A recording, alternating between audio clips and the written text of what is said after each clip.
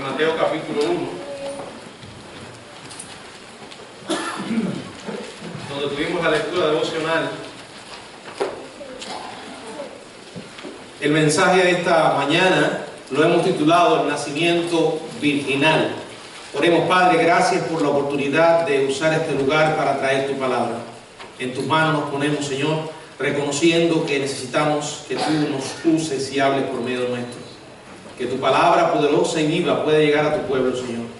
Y si en esta mañana, en este lugar, hay personas que aún no han aceptado a Cristo como Salvador de sus vidas, que sea una oportunidad para ellos. Te lo pido en el nombre de tu Hijo. Amén. Bueno, el relato de Mateo acerca de la concepción divina de Jesús es un relato sencillo y directo. Se presenta como historia, pero como historia que solo podía conocerse por revelación divina. Es un milagro y Mateo registra este milagro. Ahora, es algo esencial, o era algo esencial para la encarnación. Después de establecer el linaje humano de Jesús desde David, Mateo procede a mostrar el linaje divino.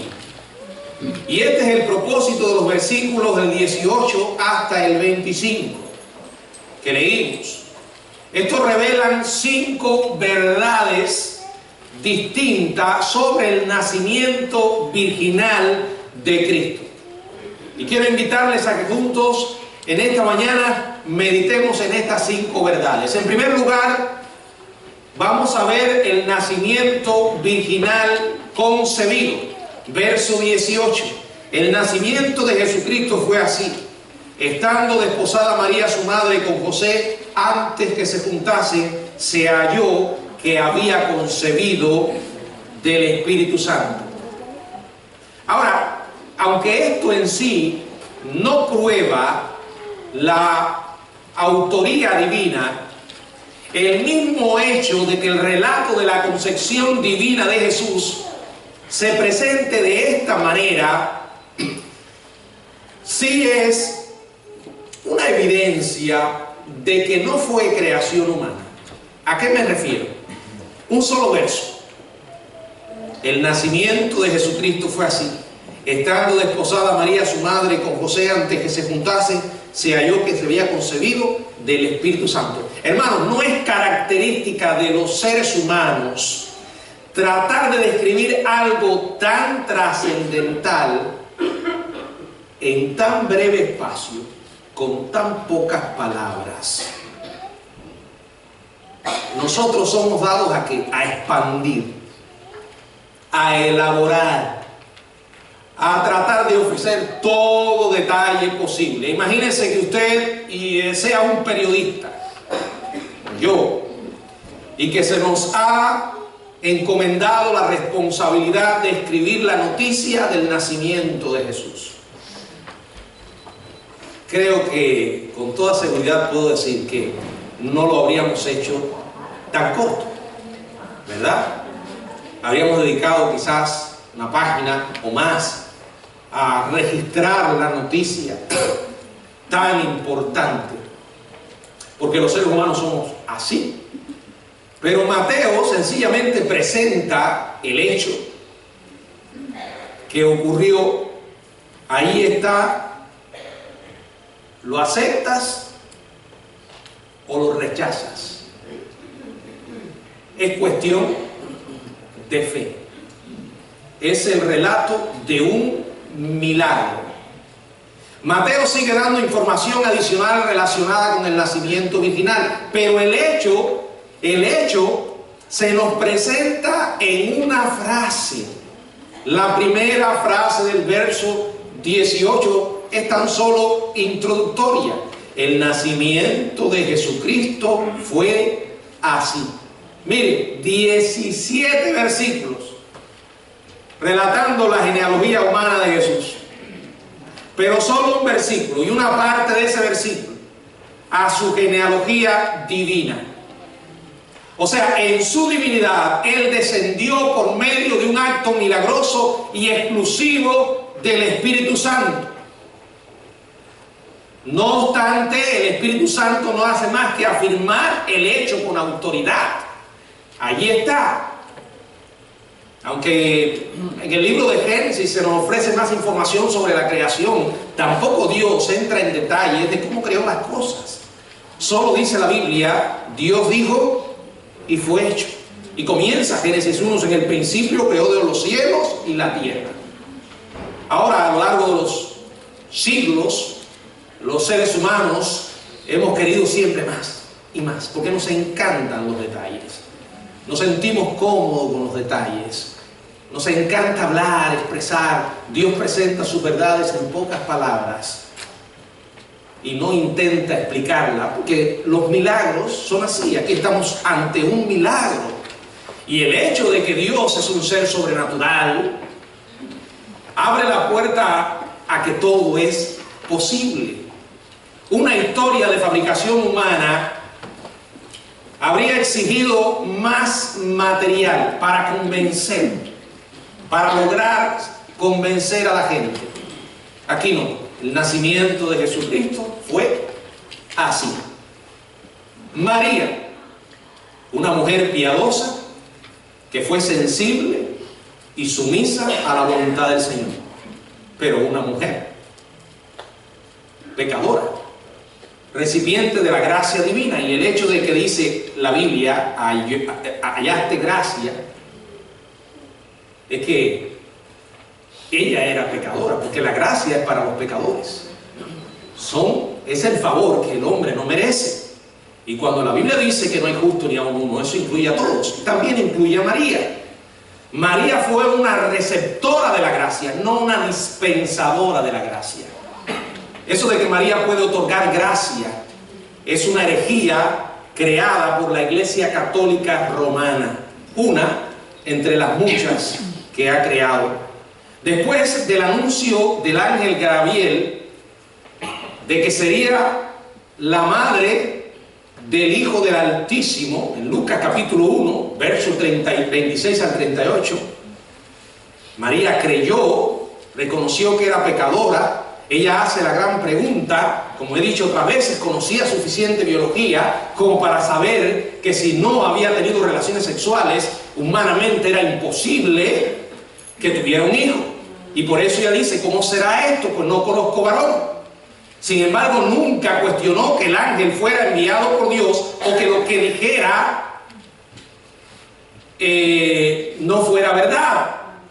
Ahora, dice la palabra que María, estando desposada con José, es posible que José y María fueran bastante jóvenes cuando se comprometieron. Aquello era muy común, esto era muy común en aquella cultura.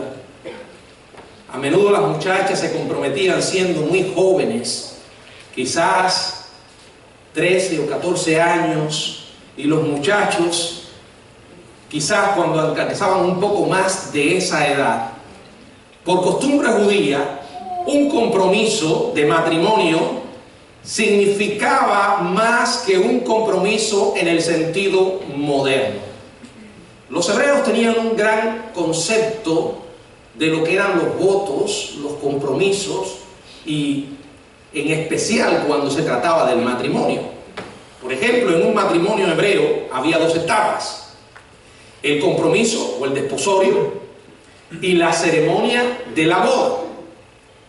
Generalmente los matrimonios eran arreglados por la familia de la novia y el novio. Podían escuchar sus opiniones, pero no era esto lo que decidía. La mayoría de las veces lo hacían sin consultarles. Se hacía un contrato y se sellaba con el pago de la dote o el precio de la novia, que era pagado por el novio y su familia al padre de la novia. Ahora, ese contrato era lo que se conoce como el desposorio. Era tan vinculante que para romperlo había que divorciarse, porque se consideraban legalmente casados, aunque todavía no se habían unido íntimamente, o sea, sexualmente. Ellos esperaban el día de la ceremonia y entonces se llevaba a cabo esa unión. El periodo de compromiso servía como un tiempo de prueba y de demostración de fidelidad. O sea, eso enseñaba que había que esperar. Hoy en día eso no existe. La gente ha dejado de creer en el matrimonio, en la familia, en el compromiso serio como Dios establece. Sencillamente los hijos nacen y nacen en condiciones muy tristes porque no hay compromiso. Ahora, durante ese periodo, la novia y el novio por lo general tenían poco o ningún contacto social entre sí. No se llamaban, no se mandaban mensajes de textos, no se miraban por Facebook y mucho menos hacían cosas malas, inmorales, que hoy en día permite también la tecnología. Ellos se mantenían esperando el día, porque el novio esperaba y la novia lo hacía esperar. La novia, o sea, Dios sabe cómo somos los hombres, ¿verdad? Nos encanta la emoción, el misterio. Si tú develas ese misterio antes de casarte, ya no hay misterio, ¿verdad? Y créanme, los hombres tenemos una naturaleza depravada. ¿Se acuerdan el caso de Amnón cuando se enamoró de su hermana Tamar? Se enamoró, porque eso no era amor, eso era un sentimiento depravado. Deseó a su hermana y fraguó un plan para llevarlo adelante, para comerse la merienda antes del recreo, porque para él no iba a haber recreo, ¿no? Porque ella no tenía ningún interés y era su hermana, pero él quiso seducirla, forzarla, y por medio de un plan perverso hizo que su hermana llegara a su cuarto a darle de comer porque él estaba enfermo. Allí la forzó, y el desgraciado hace lo que muchos hombres hacen hoy. Ahora, no vamos a juzgar, no, esa es la naturaleza perversa que habita en los pecadores y sobre todo en los seres, en los hombres. Sí, hay que culparlo, desgraciado, pero bueno, ¿qué hizo él? Forzó a su hermana. Y después que la forzó, ¿qué hizo? La aborreció. Oye, qué rápido se le acabó el amor al tipo. Porque no era amor. El amor que dice, si tú no te acuestas conmigo para demostrarme el amor, eso no es amor. Un amor sin compromiso no es amor. El amor es una decisión ante todo. Pero hoy en día la gente no quiere esperar, ¿verdad? Tristemente. En aquellos tiempos se esperaba. Como dice el lema de la serie El verdadero amor, esa serie que se le da a los jóvenes, espera. Y ellos esperaban. Ahora, estaban haciendo la voluntad de Dios. No estaban tratando de apresurar las cosas, no estaban haciendo cosas incorrectas. Y se les complicó la vida. José y María no habían experimentado contacto sexual entre ellos. Dice claramente la Biblia, antes que se juntasen. Esto nos está hablando de que la palabra de Dios le da una consideración muy especial a la pureza sexual en ambos testamentos. Dios da gran valor a la abstinencia sexual fuera del matrimonio y a la fidelidad sexual dentro del matrimonio. La virginidad de María era una evidencia importante de su piedad. Ahora, que ella cuestionara el anuncio que Gabriel le hiciera de su concepción fue porque sabía que era virgen. Cuando dijo, ¿cómo podrá hacer esto? Yo no conozco varón. O sea, este testimonio protege contra la acusación de que Jesús nació de otro hombre. Sin embargo, la virginidad de María protegió mucho más que su carácter moral, que su reputación y que la legitimidad del nacimiento de Jesús. Protegió la naturaleza divina del Hijo de Dios. Porque sí, Jesús tuvo un comienzo. un comienzo como hombre. Jesús nació como hombre, pero como Dios no tuvo nunca un comienzo, no fue creado. Pero en cuanto a la carne, nació de María, no de José. José nunca fue, se dice en la Biblia, nunca en ninguna parte dice que José fue el padre de Jesús. María sí. Ahora, el santo ser, como dice la palabra, sería del Espíritu Santo. El hecho de que María llegara en ese estado, que llegara virgen, estaba protegiendo la naturaleza divina del Hijo de Dios. Nunca se le llama hijo de José, a José nunca se le llama el padre de Jesús, y a José no se le menciona en el cántico de alabanza de María. Si Jesús hubiera nacido por la acción de un hombre, fuera José o alguien más, no podría haber sido divino, y en consecuencia no podría haber sido el Salvador.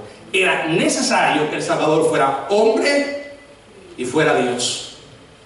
Por eso dice la palabra en 1 Timoteo 3:16, y a Dios fue manifestado en carne. Y dice la Biblia en Juan, y aquel verbo se hizo carne. Dice Juan, y aquí el Cordero de Dios que quita el pecado del mundo. Él vino a morir en la cruz, a pagar el precio por nuestros pecados, tenía que representarnos como hombre perfecto.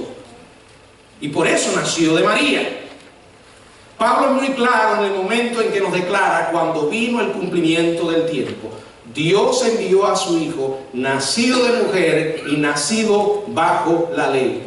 ¿Cómo ocurrió? Es un milagro. Pero eso es imposible. Es absurdo. Pero ¿sabe lo que es absurdo? Que una persona diga que cree en Dios y dude de cualquier milagro de la Biblia. O sea, diga que es imposible. Cuando tú abres tu corazón y tu vida a lo sobrenatural, y Dios es un ser sobrenatural, todo es posible. Y la Biblia es un libro lleno de milagros. Aunque hay mucha gente hoy en día que dicen creer en la Biblia, creer en Dios, y cuestionan los milagros. Y fíjense, aquí no hay una intención de convencer. El que convence es Dios. Aquí solo se presenta la verdad. Fue así. Simple. Nosotros escribiendo, como dije, el artículo, ahí trataríamos de poner todo lo posible para convencer a la gente y todo lo demás. Y todo. No, fue así. Estaba desposada con José antes que se juntasen y se halló que había concebido del Espíritu Santo. Segundo, vamos a ver el nacimiento virginal confrontado, verso 19. José, su marido, como era justo y no quería infamarla, quiso dejarla secretamente. Y pensando en él en esto, he aquí un ángel del Señor le apareció en sueños y le dijo: José, hijo de David, no temas de recibir a María tu mujer, porque lo que de ella es engendrado del Espíritu Santo es. Como ya he mencionado, aunque José y María solo estaban comprometidos en ese momento, a José se le consideraba marido y a María mujer de él. O sea, era un compromiso vinculante, o sea, era un compromiso que se tomaba muy, pero que muy en serio, tal como Dios toma las cosas. El matrimonio es algo muy serio. Cuando usted se casa con alguien, usted se casa para toda la vida. Y si se va a casar con alguien pensando que se va a divorciar, mejor no se case. Pero según la palabra, el matrimonio es hasta que la muerte los separe. Dejará al hombre a su padre y a su madre, y se le dará a su mujer, y serán una sola carne. Por tanto, lo que Dios juntó, no lo separa el hombre. Ahí está, la unión. Ahora, José, dice la Biblia que era un hombre justo. Era un hombre creyente en Dios. Y tenía un problema. Primero, debido a su rectitud y normas morales, sabía que no debía seguir adelante con el matrimonio a causa del embarazo de María. Imagínense, de pronto saber que la mujer con la que estaba comprometido salió embarazada y no de él. Él sabía que no era el padre de la criatura y supuso de manera muy natural que la joven había tenido relaciones sexuales con otro hombre. Eso era el pensamiento lógico a las circunstancias. Ahora, segundo, debido a su amor, porque la amaba, no podemos dudar del amor de José por María. ¿Por qué lo podemos saber? Bueno, por cómo reaccionó después. Y no cómo reaccionó antes. Dice la palabra que no quería hacerle daño, aun cuando ella sí, probablemente, según él pensaba, le había hecho daño a él. Debido a su amor y bondad no podía soportar la idea de avergonzarla en público, una costumbre común de la época con relación a tal afrenta. Mucho menos exigir la muerte de ella según la ley lo había establecido. En Deuteronomio capítulo 22, versos 23 y 24, la ley exigía para estos casos muerte por lapidación, no solamente de la adúltera, sino del adúltero. Ahora, no hay evidencia, yo no lo puedo encontrar aquí, la Biblia no lo dice, que José se sintiera ira, resentimiento, amargura. Había sido avergonzado, indudablemente, si lo que él suponía era cierto, pero él no estaba preocupado por él, no estaba preocupado por su vergüenza, estaba preocupado por María. Dice la palabra que no quería infamarla, no quería avergonzarla en público, poniendo al descubierto lo que había pasado. Eso es amor. Amor del bueno. Le amaba tan profundamente que quiso dejarla secretamente. O sea, él no estaba ciego. Él por amor no iba a seguir con ella. Él le iba a dejar, pero quiso dejarla secretamente. Ahora, ¿cuál era el plan de José? Divorciarse, dice la palabra, secretamente de María. Aunque al poco tiempo todo el mundo habría imaginado que el matrimonio nunca se realizó, nunca se materializó. Pero por lo menos un tiempo ella estaría protegida y viviría. Ahora piensen esto, todo esto lo estaba pensando en circunstancias bien difíciles. Tratemos de ponernos en las sandalias de José. Habría sido bien difícil para él tomar una decisión. Y en medio de la tormenta, Dios envía la luz.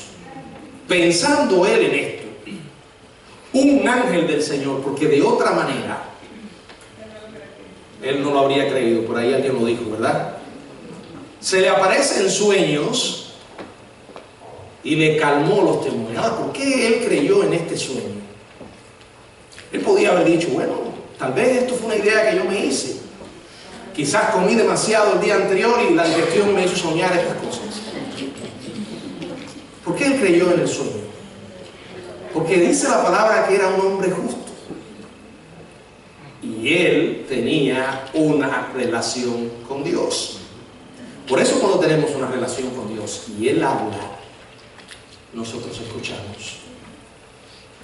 Él escuchó, además él conocía las profecías. Dice la palabra que se le apareció en sueños un ángel y le calmó los temores. Le dijo, José, hijo de David, no temas, o sea, deja de estar asustado por recibir a María, tu mujer, sigue siendo tu mujer, porque lo que en ella es engendrado del Espíritu Santo es. Él no pide más detalles, sencillamente escuchó la voz de Dios. Y este versículo resalta el carácter sobrenatural de todo lo que estaba ocurriendo. Era un milagro, hermanos. Un milagro. Yo le decía a los jóvenes en la mañana, ¿por qué la gente hoy en día cuestiona tanto los milagros si la vida humana es en sí un milagro? En la escuela nos enseñan, en la biología, el proceso reproductivo, todos los detalles, cómo se produce. Desde bien temprano comienzan a darle información a los muchachos para que sepan que no vinieron de una cigüeña, ni que lo sembraron, sino que nacieron como resultado de la unión sexual de un hombre con una mujer. Ahora, por mucha explicación que se nos da, en realidad lo que se nos dice es cómo sucede. Pero eso no tiene, es un milagro. La vida misma es un milagro. ¿De qué nos asombramos que el Dios que creó este mundo y puso al hombre aquí haga esto?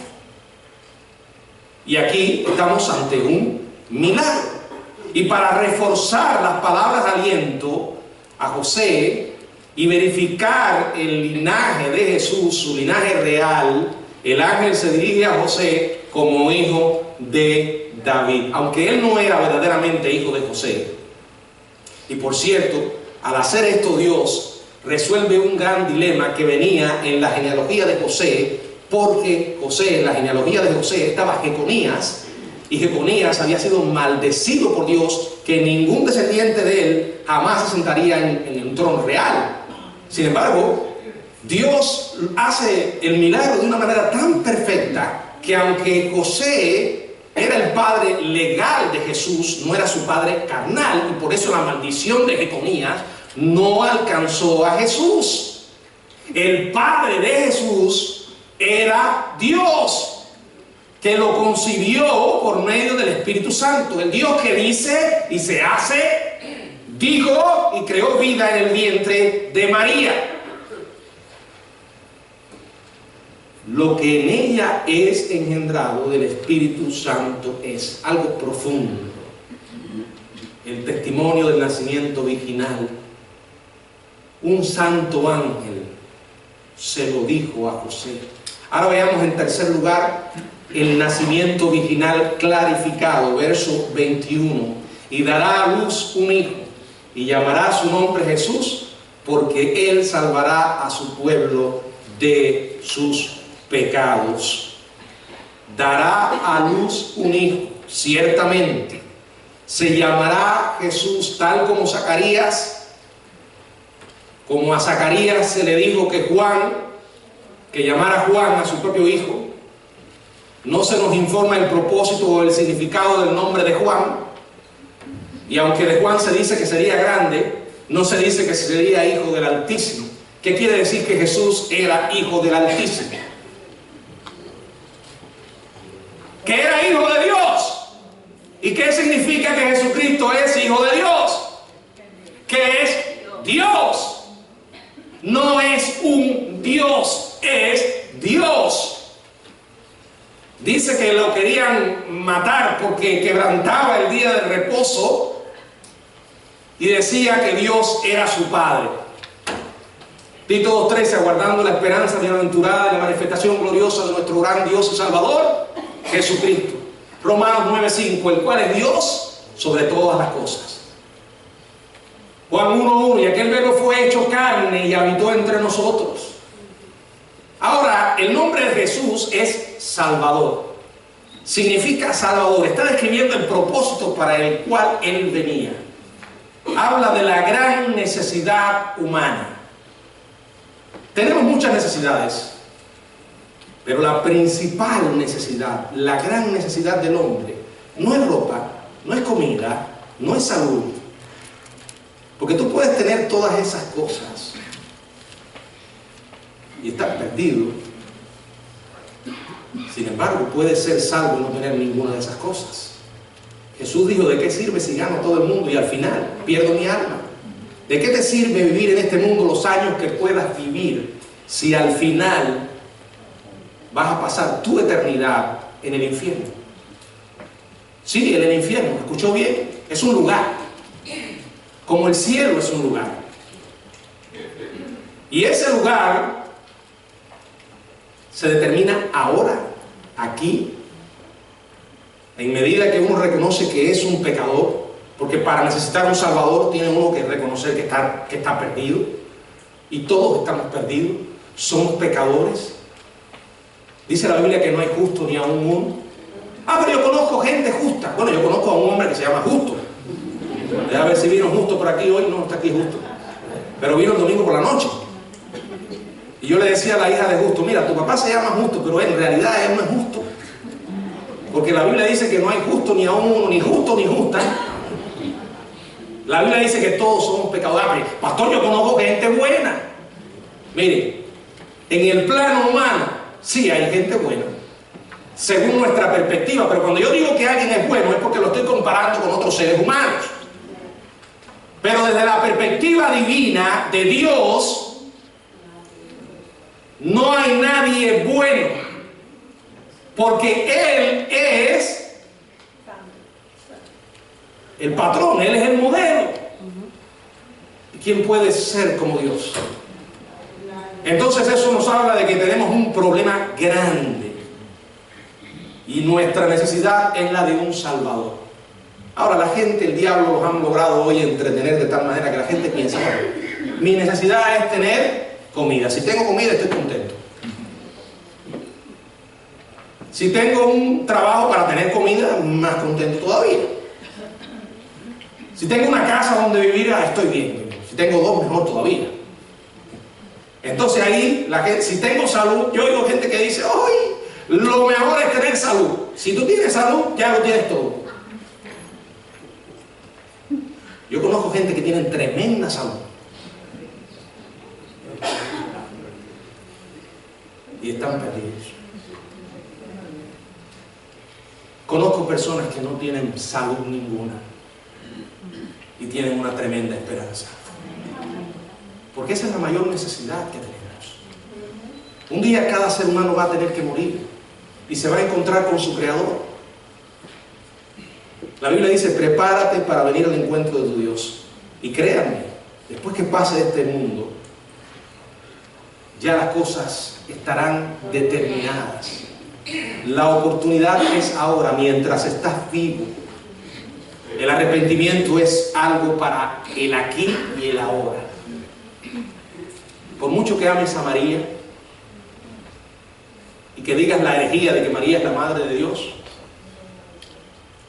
María no te va a poner una piedra con Dios. No te, como decimos los cubanos, te va a poner una palanca. En ninguna parte de la Biblia se enseña que María es intercesora. María es una mujer privilegiada, sí. Que tuvo el privilegio de ser la madre de Jesús, sí. Y que fue obediente, sí. Yo creo en María. A veces hay gente que me pregunta, ¿usted cree en María? Le digo, sí. Ahora, déjame explicarte qué es lo que yo creo en María. Yo creo que María existió, la Biblia lo dice. Pero no es la corredentora, ni es la madre de Dios, ni es la reina del cielo. Esas son herejías, blasfemias, porque ponen a una mujer al lugar de Dios si no hay ser humano que pueda estar al lugar de Dios. Aquí tenemos buenos hermanos cristianos. Mira aquí a César. Imagínense que César se muera. Yo no quiero que se muera, que siga viviendo. Pero mañana César se muere y ahora, imagínense que yo diga, bueno hermano, César fue tan bueno que ahora vamos a hacerlo santo.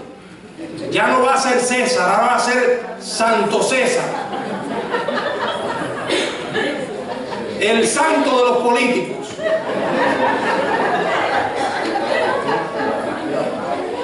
Ustedes se ríen, pero eso es lo que se hace. ¿Qué puede hacer César por mí después que muera? Hay un solo Salvador y un solo mediador entre Cristo y los hombres. Dice, Él salvará a su pueblo de sus pecados. Ahora vamos a ver el nacimiento virginal relacionado, versos 22 y 23. Y todo esto aconteció para que se cumpliese lo dicho por el Señor por medio del profeta cuando dijo, he aquí una virgen concebirá y dará a luz un hijo y llamará su nombre Emmanuel, que traducido es Dios con nosotros. Y despertando José del sueño hizo como el ángel le había mandado y recibió a su mujer. Mateo explica que el nacimiento de Jesucristo había sido anunciado en el Antiguo Testamento. He ahí otra gran evidencia de que Jesús no era un ser humano como otros, era el Hijo de Dios. Ya Dios lo había dicho en las condiciones en que iba a nacer. Todo esto se refiere a los hechos relacionados con ese nacimiento. Y el gran milagro del nacimiento fue que ocurrió tal como lo dicho por el medio del profeta. Dios cumple lo que Él dice. Y no hay nada ni nadie que pueda estorbarlo. Mateo usa con frecuencia la frase para que se cumpliese, destacando la fidelidad de Dios al cumplir sus verdades, sus promesas. Aquel que iba a nacer era Emmanuel, Dios con nosotros. Qué bueno saber que tenemos un Dios trascendente, pero a su vez inmanente. Es un Dios personal. No es que Dios creó el mundo y se fue de vacaciones. El Dios que yo creo es un Dios personal, que está muy metido, digamos, en nuestra experiencia humana. El mismo hecho de que Dios se hizo carne y habitó entre nosotros y vimos su gloria, dice Juan. Tenemos un sacerdote que nos entiende. En medio de las experiencias más negras que podamos vivir, tenemos que recordar esto. Ya Él transitó por este camino. Qué bueno saber que nuestro Dios es personal. Dios con nosotros. Una virgen concebirá y dará a luz un hijo, una virgen embarazada, y se llamará su nombre Emmanuel. Ahora veamos, dice que José hizo como se le había mandado. Se cumplió la palabra. Dice, y despertando del sueño, hizo como el ángel del Señor le había mandado y recibió a su mujer, pero no la conoció hasta que dio a luz a su hijo primogénito y le puso por nombre Jesús. Él obedeció. Sí, indudablemente, lo dice la palabra. Imagínense los sentimientos de asombro, de alivio y gratitud que debió haber experimentado. No solo podía tomar como esposa, con honor y justicia, a su amada María, sino que le brindaría cuidado al Hijo de Dios mientras él crecía. Esto aumentaría la devoción de José. Ahora piensen esto, hermano. Dios no confiaría a su hijo a una familia en que el padre no estuviera totalmente comprometido con él, ni le fuera leal. Ahora él recibió a su mujer. Se llevó a cabo después del anuncio del ángel. Sin embargo, no la conoció hasta que dio a luz a su hijo primogénito. ¿Qué quiere decir? ¿Que José no había visto a María? ¿No la conocía, no la había visto? No, el término conocer en la Biblia, en este contexto, es que no tuvo relaciones con ella íntimas hasta que ella dio a luz a su hijo primogénito.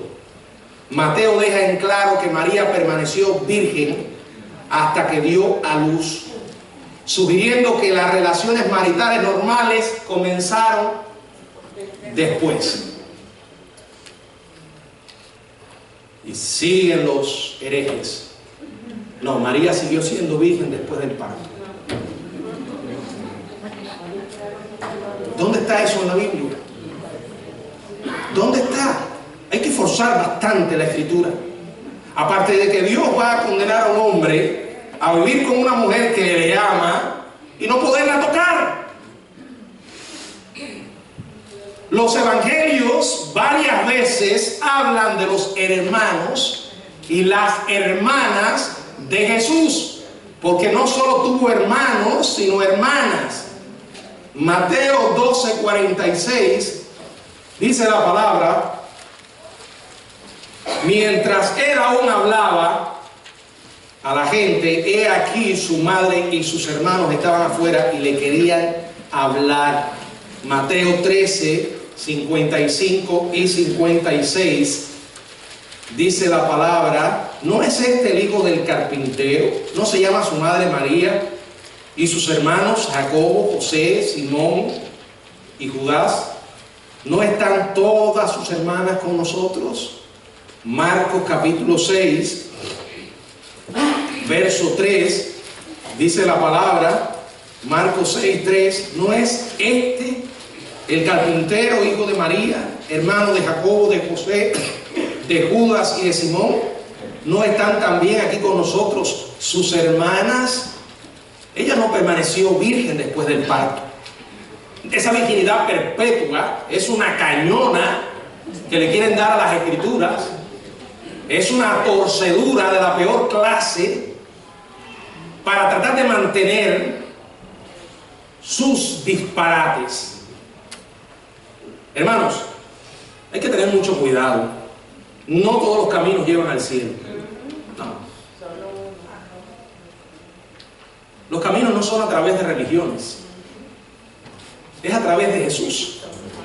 Él es el Salvador. Cualquiera que venga y te diga, para entrar al cielo necesitas, puedes tomar cualquier otro camino, te está enseñando algo que es absurdo, que tú no aceptas desde el punto de vista humano.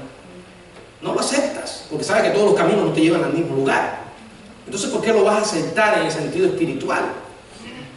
Porque hay un solo Dios y un solo mediador entre Dios y los hombres. El niño nació y le puso por nombre Jesús. ¿Por qué hacemos tanto énfasis en esto? Porque esta es la única manera de justificar la vida que Jesús llevó. Se cuenta que en una ocasión un escéptico que negaba el nacimiento virginal le preguntó en una ocasión a un cristiano: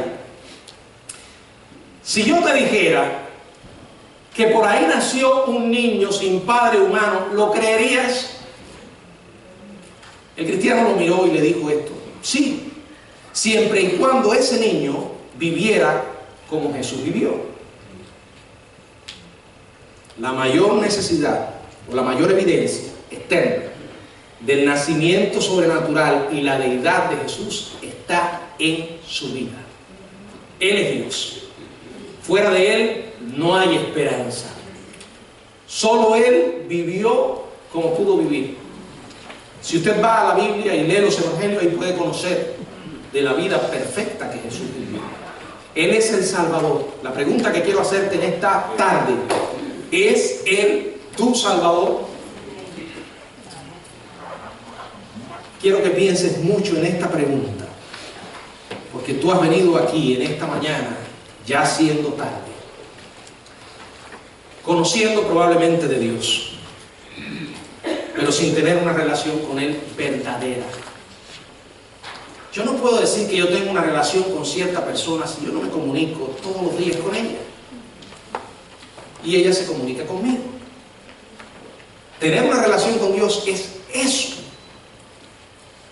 Tampoco te garantiza tener una relación con Dios ser miembro de una iglesia y venir todos los domingos. Hay personas que vienen todos los domingos a la iglesia y van a ir al infierno.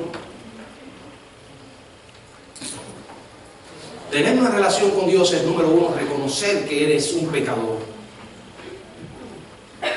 que no eres un Bin Laden ni un asesino en serie, pero has ofendido a Dios, porque pecado es desobediencia, y no solamente lo cometemos en acción, sino también en pensamientos.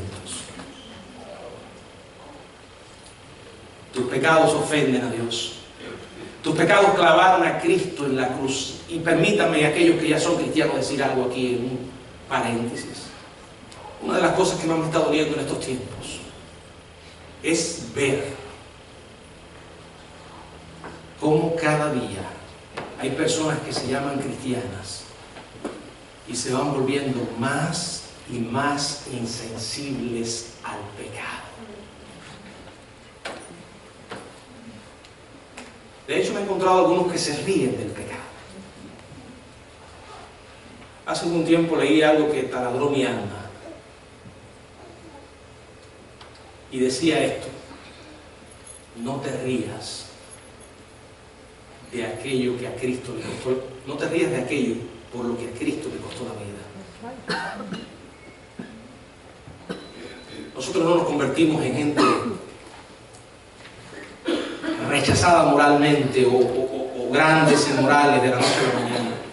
Uno va tomando ese camino con pequeñas decisiones equivocadas y nos vamos volviendo insensibles al pecado.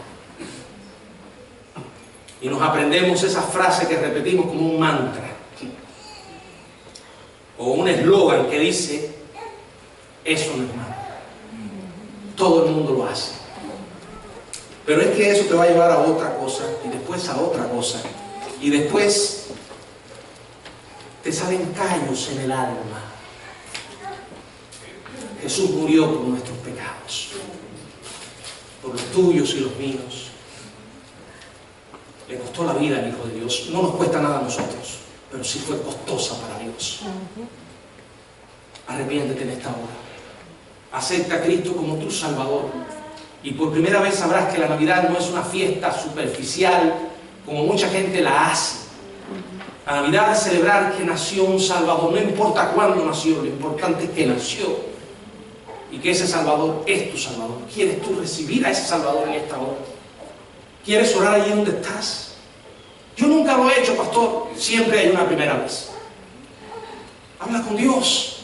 En tus pensamientos, pídele que te perdone. Dile con toda sinceridad que tú sabes que has ofendido su nombre muchas veces y que no sabes cuándo será tu último día en la tierra o cuándo Él vendrá por su iglesia, pero que tú quieres pedirle perdón, que te arrepientes de tus pecados y aceptas a Cristo como tu Salvador. Pídele que te cambie, que te transforme, que haga de ti la persona que Él quiere que tú seas, que te dé la esperanza del cielo y el gozo para vivir aquí en la tierra. Pídeselo en el nombre de Jesús. Si has orado, Dios te ha perdonado. Si no lo has hecho, no dejes pasar la oportunidad. Si tú supieras que en unos segundos se te va la vida, estoy seguro